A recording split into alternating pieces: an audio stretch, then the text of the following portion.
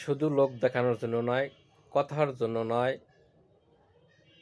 তারেক জিয়াকে তার মায়ের মতো, তার বাবার মতো জনপ্রিয় করে গড়ে তুলতে হবে।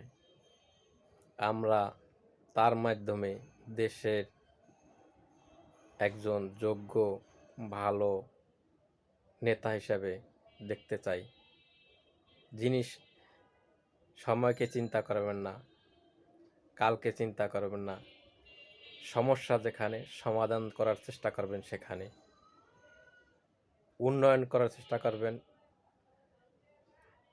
কর্মসংস্থানের ব্যবস্থা করবেন, দেশের সার্বিক ভৌমত্ব, সার্বিক নিরাপত্তার ব্যবস্থা করবেন, সার্বিক ভৌগোলিক অবস্থান নিরাপত্তার ব্যবস্থা করবেন, দেশকে লালন করবেন, ধারণ করবেন এবং জিয়াউর রহমান এবং বেগম খালেদা জিয়ার মতো জনপ্রিয় হয়ে উঠবেন, এটাই আমাদের প্রত্যাশা।